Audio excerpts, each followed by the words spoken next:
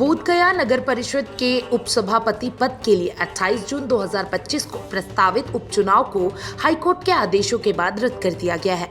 इस सीट पर चुनाव की सारी तैयारी पूरी हो चुकी थी, लेकिन हाईकोर्ट ने राज्य निर्वाचन आयोग के फैसले को पलटते हुए पूर्व उपसभापति कौसमी देवी को ही पद पर बहाल करने का निर्देश दिया है।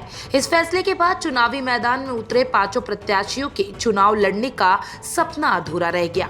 बोधगया नगर परिषद के उपसभापति पद के लिए चुनाव की घोषणा के बाद 1 जून से नामांकन प्रक्रिया शुरू कर दी गई थी और 5 जून को नामांकन की अंतिम तिथि तय की गई थी। कुल 5 प्रत्याशी मैदान में थे। चुनाव प्रचार 26 जून की शाम 4 बजे समाप्त हो गया था और 28 जून को सुबह 7 बजे से मतदान होना था। 30 जून को मतगणना की तारीख तय की गई थी।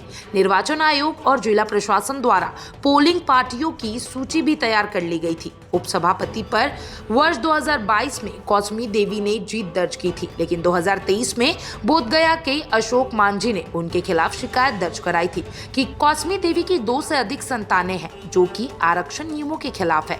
जांच के बाद 2025 में राज्य निर्वाचन आयोग ने कौसमी देवी की सदस्यता रद्द कर दी गई थी, जिससे यह पद खाली हो गया था। इस फैसले को कौसमी देवी ने हाईकोर्ट में चुनौती दी थी।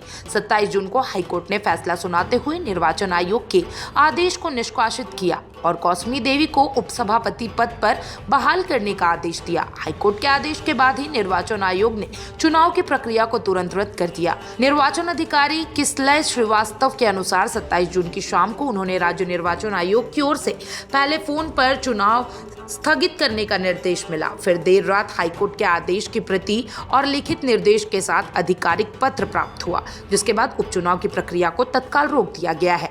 यह उपचुनाव तब और चर्चा में आया जब केंद्रीय मंत्री जीतनराम मांझी की समधिन और विधायक ज्योति मांझी की बहू गौरी कुमारी ने भी इस चुनाव में उतरने की इच्छा जताई थी। उन्होंने प्रचार भी शुरू कर दिया था, लेकिन मतदाता सूची में नाम न होने के कारण वे नामांकन दाखिल नहीं कर सकी। इसके बाद यह मामला भी मीडिया और राजनीति के गलियारों में चर्चा का विषय बन गया।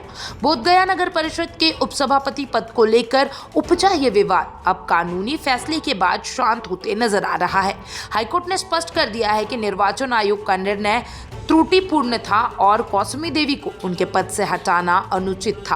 हालांकि चुनाव लड़ने वाले प्रत्याशियों के लिए यह फैसला निराशाजनक है, जिनकी सारी तैयारी अब धरी की धरी रह गई है। इस फैसले ने एक बार फिर लोकतांत्रिक प्रक्रियाओं में न्यायिक हस्तक्षेप के महत्व को सामने ला दिया है। आप क्या सोचते हैं इस उपचुनाव के बारे में जो रद्द कर दिया गया है हाईकोर्ट के द्वारा? मुझे कमेंट बॉक्स में जरूर बताइएगा और तमाम ऐसे अपडेट्स के लिए channel for news Bihar Jharkhand के साथ बने रहें।